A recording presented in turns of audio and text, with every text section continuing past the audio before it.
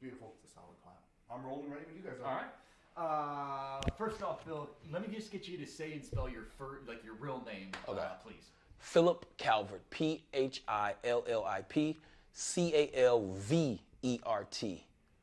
Philwaukee.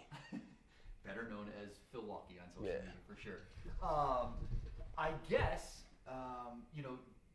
tell us where we're sitting right now and why. You're sitting in the spot. Well, in the area I always call home is hotels. I live in hotels, Airbnbs. We're in Milwaukee, Wisconsin, in the Trade Hotel. Yeah. You kind of had to think about it because you probably go to so many hotels. I mean, it takes a second to think, where the heck am I? All the time. Sometimes I wake up in the morning like, where am I? Okay, yes. And remembering my hotel room is hard, so it sucks. What is it like? I'm sure there's positives and negatives. If you can, talk about just living on the road pretty much all the time. Right. I mean, shoot, you're home right now and you're still kind of on the road, right? Exactly. I think the positive about living on the road is you get to see different cultures all the time. It's always something different. And that's what I strive for, jumping into this profession, seeing different cultures, jumping into different cultures. And that's the positive for me, because I love it. It says it right across your shirt. And you just said the word. Let me touch on that real quick while I'm thinking about it. One of your biggest things is positivity. Yep. Why? It's the goal. I'm not always positive. My life hasn't always been positive, but it's always been the goal. And I think from my background between my parents and my grandma and my family, pushing positivity has been the goal because, coming from where we come from, it's a lot of things you can reflect on in a negative way, but once you change your perspective, your life can change. And that's what I've been doing my whole life. Beautiful. So. Can you touch on a little bit of maybe growing up in Milwaukee, your childhood? What was it like that now you have to throughout your life, you've been striving to overcome and be positive about? What was the childhood like? Well, no, I had a great childhood. It was great, but you know how it is. You live in Milwaukee. There's not a lot of things. Well, as a youth, there's not a lot of things to look. As a youth, there's not a lot of things that's positive, in a sense, growing up in Milwaukee.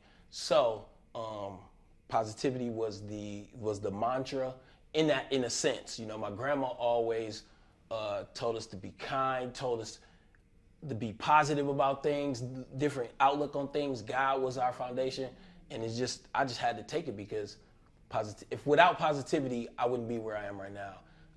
I call it a Milwaukee mentality. Growing up, I called it a Milwaukee mentality, and I didn't want to bring that to wherever I was at, so I just used positivity as my tool. Awesome.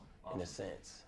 So obviously Milwaukee, like any city has issues, but why?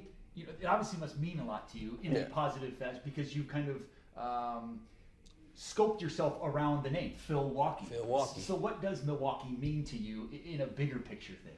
Home.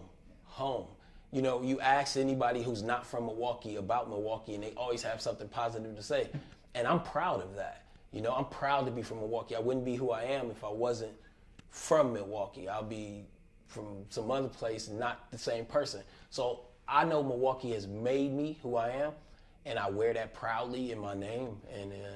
And I think the reason I am who I am is because of Milwaukee. Awesome. The journey of social media and your professional career and where you're at, can you kind of put that into words of how it came to be? From your perspective, how did you get to where you are right now as far as social media and the influencing? Well, it took some time.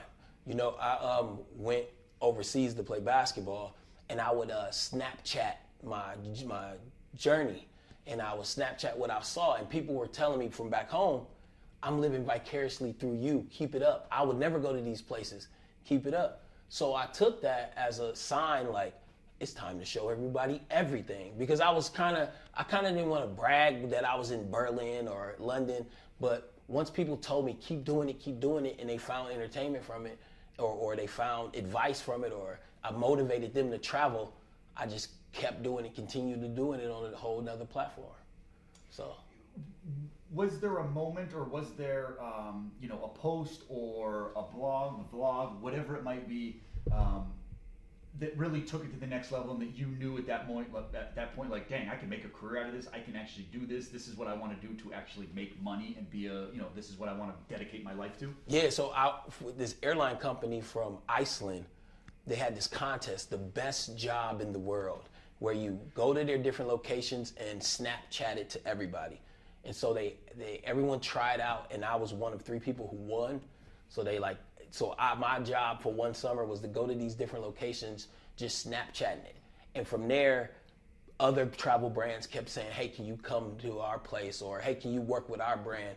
And I never knew you could get paid for it. I never knew you could get free trips from it. So it just rolled. It just was it was a snowball effect. And then bam, I'm here where I am now. Man, you have been away from Milwaukee too long. You couldn't even think the word snowball. I know.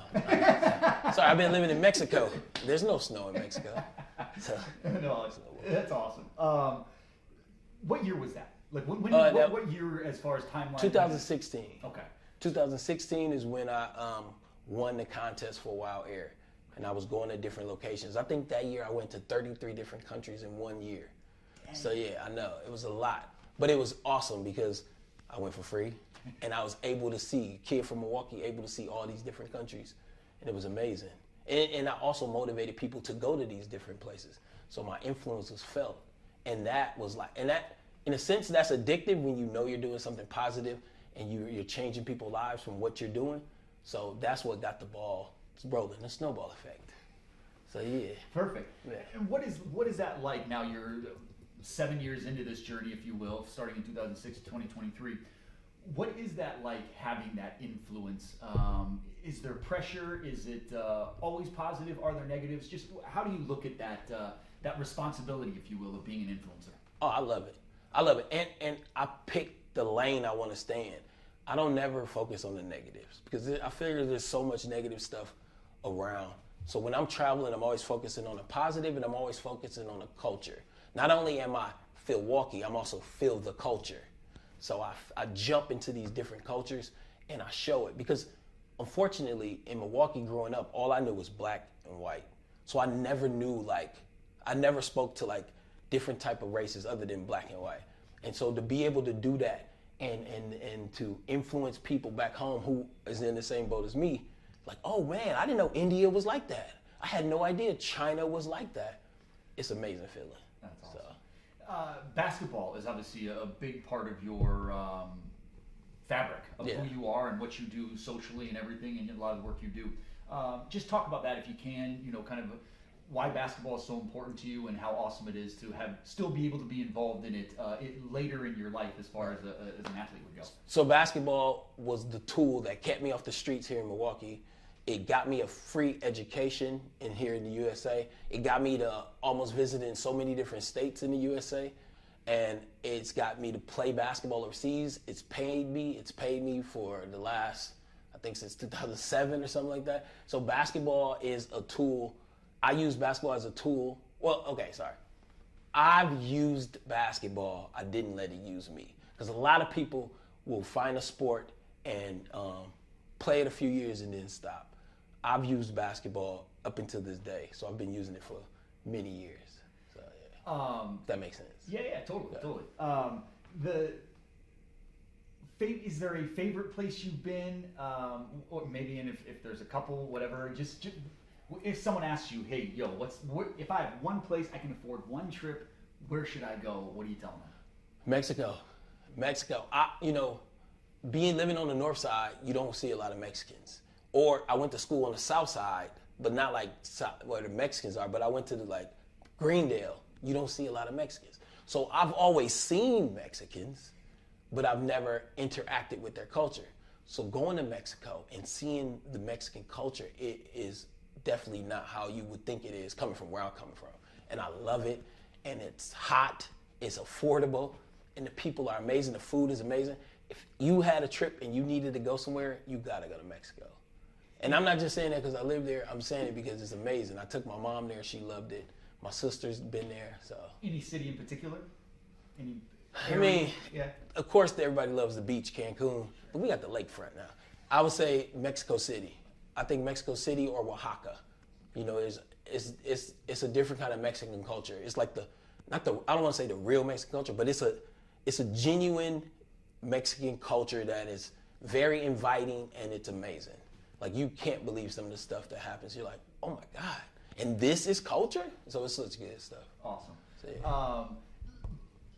Can you give us any kind of perspective on, whether it's a daily basis or weekly or monthly, the travel and the just kind of the life on the road, the jet setter life, Yeah. What it can be like and what it is like?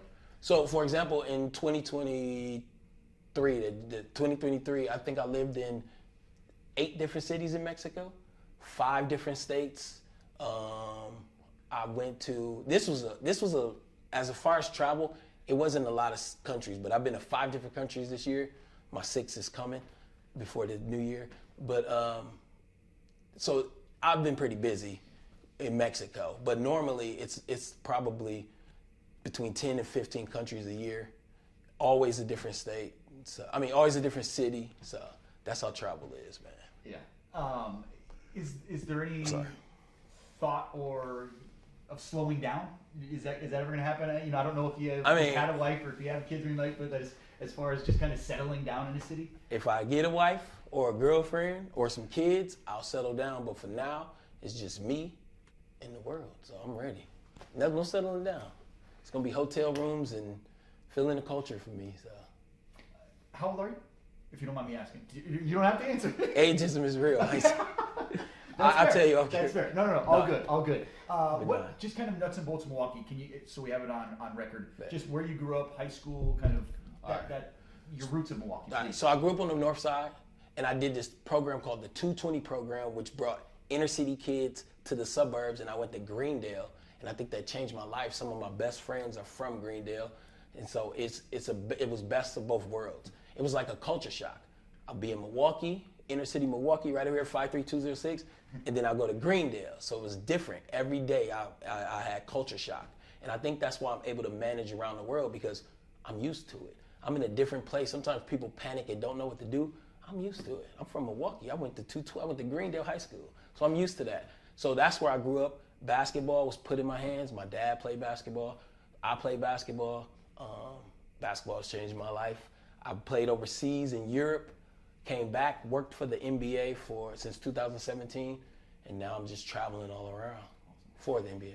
Perfect. It seems like the culture has come up. You said the word culture many times. Just getting different perspectives of different people all around the world and learning about other types of people. Right. How important is that to you? And how important do you think that is in this world to make this world a better place? Oh man, it's so important. If you look at some of the biggest problems in the world, it's all about misunderstanding or people fear what they don't understand, And I think if people got a chance to learn about the culture that you're afraid of or that you're prejudging, you will have a different perspective. And I feel like that could solve a lot of different problems.